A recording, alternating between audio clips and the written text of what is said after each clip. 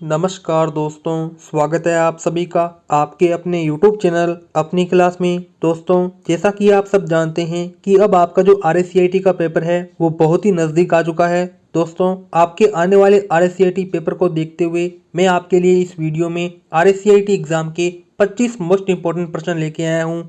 दोस्तों, यदि आप मेरे द्वारा बताए गए इन 25 मोस्ट इम्पोर्टेंट प्रश्नों को अच्छी तरीके से तैयार कर लेते हो तो आप मेरा विश्वास कीजिए, आपके बहुत ही अच्छे परसेंटेज बनने वाले हैं।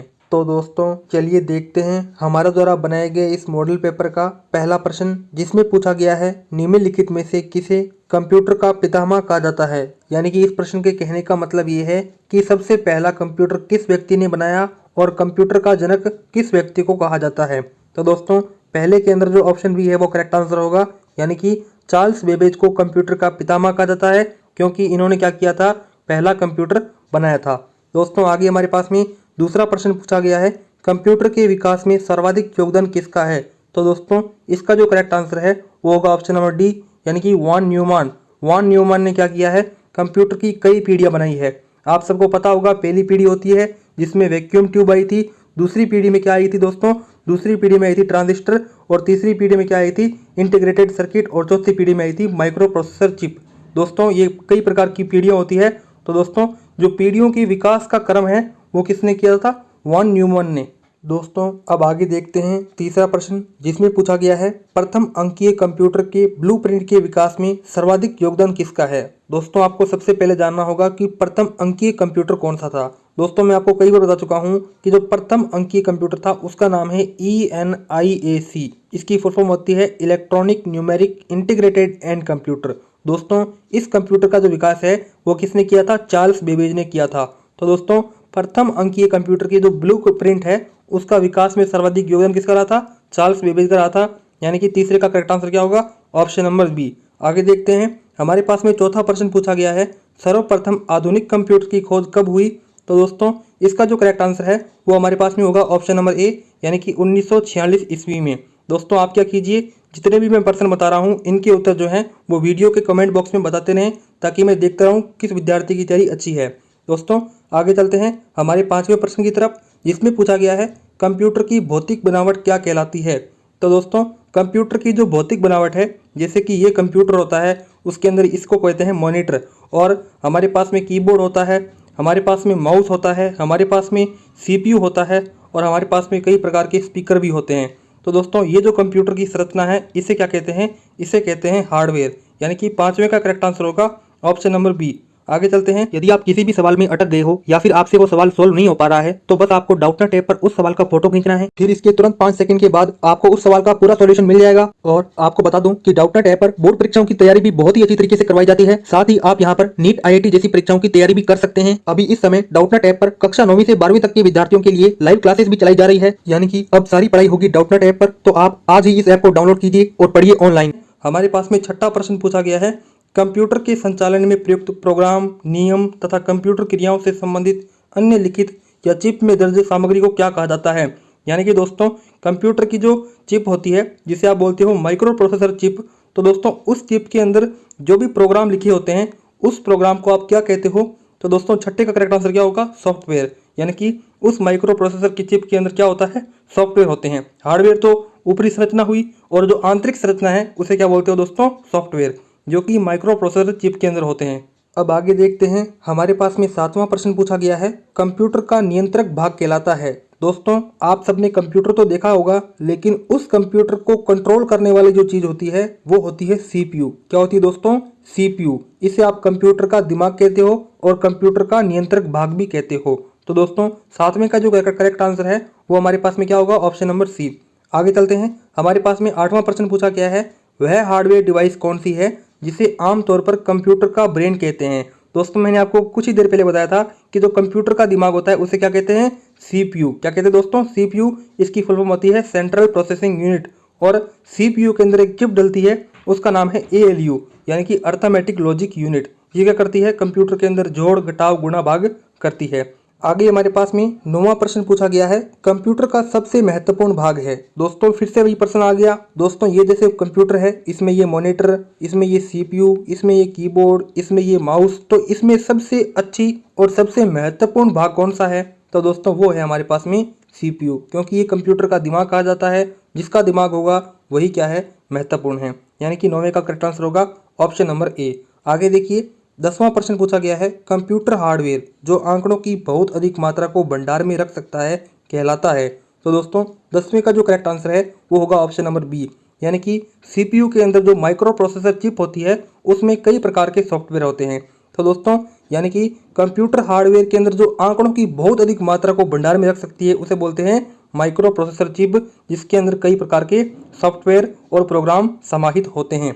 आगे हमारे पास में 11वां प्रश्न पूछा गया है, इंटीग्रेटेड सर्किट चिप का विकास सबसे पहले किस व्यक्ति ने किया था। तो दोस्तों मैं आपको पहले बता चुका हूं कि जो इंटीग्रेटेड सर्किट चिप है वो कब आई थी, कंप्यूटर की तीसरी पीढ़ी में आई थी। लेकिन दोस्तों इस प्रश्न में ये पूछा गया है कि इसका विकास है वो किस व्यक्ति ने सबसे पहले किया था।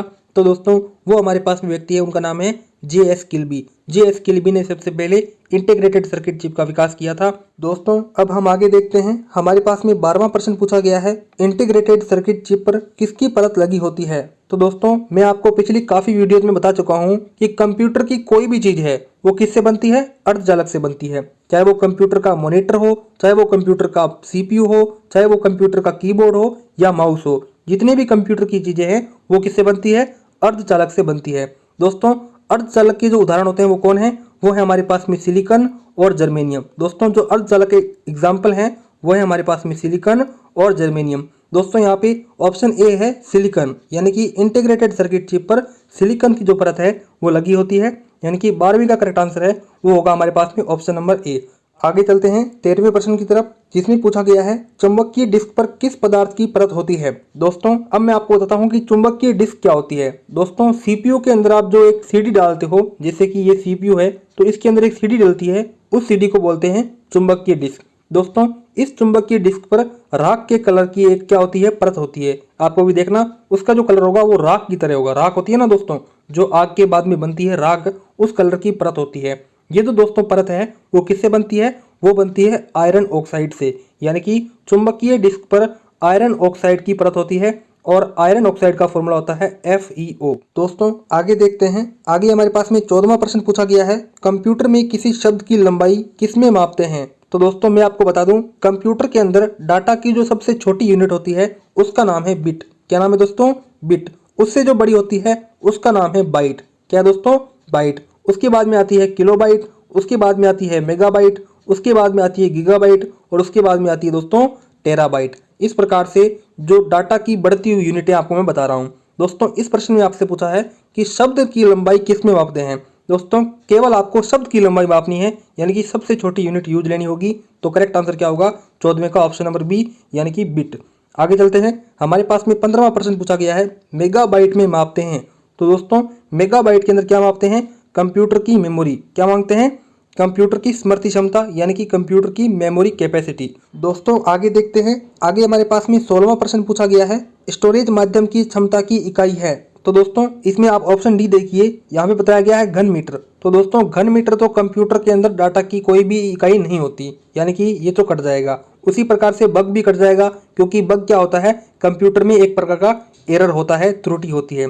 उसी प्रकार से आगे दिया गया है बिट। तो दोस्तों बिट क्या है, डाटा की सबसे छोटी यूनिट है। तो इसका जो करेक्ट आंसर है वो होगा हमारे पास में ऑप्शन नंबर बी, यानी कि स्टोरेज माध्यम की क्षमता है वो बिट में मापी जाती है। आगे हमारे पास में 17वां प्रश्न पूछा गया है, 1024 बाइट बराबर है। दोस्तों इस प्रश्न का जो उत्तर है वो आप खुद बताएंगे, क्योंकि मैंने इसका जो उत्तर है वो पहले बता दिया। मैंने आपको कहा था कि बाइट के बाद में जो इससे बड़ी डाटा की यूनिट आती है उसका नाम है किलोबाइट। क्या है, किलोबाइट। तो आपसे पूछा है कि 1024 बाइट के अंदर क्या होता है।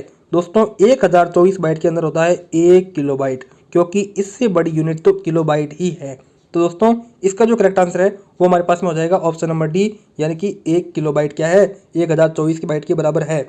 आगे हमारे पास में 18वां प्रश्न पूछा गया है, किसी मेमोरी में बग क्या कहलाता है। दोस्तों मैंने आपको कहा था कंप्यूटर के अंदर बग आ जाए इसका मतलब ये है कि कंप्यूटर के अंदर कुछ ना कुछ एरर आ गया, यानी कि करेक्ट आंसर क्या होगा, ऑप्शन नंबर बी। अब हम आगे देखते हैं 19वां प्रश्न, जिसमें पूछा गया है मेमोरी शब्द किससे संबंधित है। दोस्तों इसमें ऑप्शन ए दिया गया है लॉजिक से, तो ये तो इनकरेक्ट आंसर होगा। उसी प्रकार से कंट्रोल से, तो ये भी इनकरेक्ट आंसर होगा।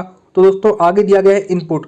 मेमोरी कभी इनपुट डिवाइस नहीं हो सकती। उसी प्रकार से आगे दिया गया है स्टोरेज। तो दोस्तों ये जो आंसर है वो एकदम करेक्ट होगा। देखिए, जब आपकी मोबाइल की जो मेमोरी है वो भर जाती है तो आप क्या कहते हो, मेरा डाटा स्टोरेज फुल हो गया। यानी कि मेमोरी किससे संबंधित है, डाटा स्टोरेज से। यानी कि करेक्ट आंसर क्या होगा 19वें का, ऑप्शन नंबर डी।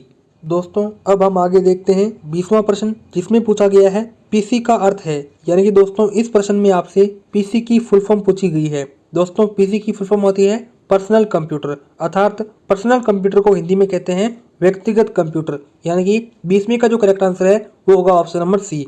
आगे देख सकते हैं 21वां प्रश्न पूछा गया है सर्वाधिक शक्तिशाली कंप्यूटर है। दोस्तों ये तो आप सबको आता होगा, जो हमारी दुनिया में सर्वाधिक शक्तिशाली कंप्यूटर है उसका नाम है सुपर कंप्यूटर। यानी कि 21वें का करेक्ट आंसर होगा ऑप्शन नंबर ए। अब आगे देखते हैं, हमारे पास में 22वां प्रश्न पूछा गया है डिजिटल कंप्यूटर किस सिद्धांत पर कार्य करता है। तो दोस्तों आपको सबसे पहले पता होना चाहिए कि डिजिटल कंप्यूटर होता क्या है। दोस्तों आप सबने लैपटॉप तो जरूर देखा होगा, कुछ इस प्रकार से लैपटॉप की स्ट्रक्चर होती है। दोस्तों इस लैपटॉप को ही क्या कहते हैं, डिजिटल कंप्यूटर कहते हैं। दोस्तों ये जो लैपटॉप या डिजिटल कंप्यूटर होते हैं वो गणना के सिद्धांत पर कार्य करते हैं। यानी कि 22वें का करेक्ट आंसर क्या होगा, ऑप्शन नंबर ए। आगे हमारे पास में 23वां प्रश्न पूछा गया है सर्वाधिक तेज गति का प्रिंटर कौन सा होता है। तो दोस्तों आपको यह बताना है कि पूरी दुनिया के अंदर जो सबसे तेज गति का प्रिंटर है वो कौन सा है। तो दोस्तों वो है हमारे पास में लेजर प्रिंटर। यानी कि 23वें का करेक्ट आंसर होगा ऑप्शन नंबर ए। दोस्तों आगे हमारे पास में 24वां प्रश्न पूछा गया है सुपर कंप्यूटर अन्य कंप्यूटरों से किस प्रकार भिन्न होता है। दोस्तों आप सब जानते हैं कि सुपर कंप्यूटर दुनिया का सबसे शक्तिशाली कंप्यूटर है, लेकिन क्यों, कारण पता है आपको। कारण यह है कि सुपर कंप्यूटर के अंदर बहुत ज्यादा मेमोरी होती है, यानी कि वृहद सामर्थ्य भंडार होता है। उसी प्रकार से जो सुपर कंप्यूटर है वो बहुत सारी गणनाओं को भी चुटकियों में हल कर देता है। यानी कि उसकी परिकलन क्षमता है वो भी ज्यादा होती है। यानी कि सी ऑप्शन करेक्ट होगा। अब हम देखते हैं इस मॉडल पेपर का अंतिम और 25वां प्रश्न, जिसमें पूछा गया है आधुनिक डिजिटल कंप्यूटर में किस पद्धति का उपयोग किया जाता है। दोस्तों आप सब जानते ही हैं कि कोई भी कंप्यूटर है वो बिना सॉफ्टवेयर के नहीं चल सकता। कंप्यूटर के अंदर सॉफ्टवेयर तो जरूर डलेगा। दोस्तों ये जो सॉफ्टवेयर होता है वो डाटा की सबसे छोटी यूनिट बिट से मिलकर बनता है। और दोस्तों एक बिट जो होता है वो 2 डिजिट का बना होता है, पहला है 0 और दूसरा है 1।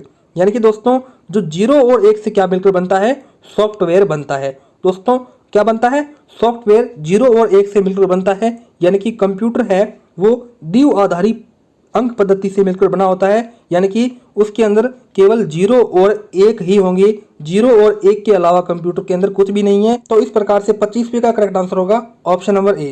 दोस्तों इस प्रकार से मैंने आपको इस वीडियो में आपके RSCIT एग्जाम को देखते हुए एक बेस्ट और शानदार मॉडल पेपर बताया, जिसमें टोटल 25 प्रश्न रहे। दोस्तों आप मुझे जल्दी से कमेंट करके बताएं कि आपके इन 25 प्रश्नों में से कितने प्रश्न सही हो रहे हैं। दोस्तों मैं आशा करता हूं कि आपका एग्जाम बहुत अच्छा जाए। यदि आपको ये वीडियो पसंद आई हो तो इस वीडियो को लाइक और शेयर करें। अब मैं आपसे अलविदा लेना चाहूंगा, तो मिलते हैं किसी अन्य वीडियो में। तब तक के लिए जय हिंद, जय भारत।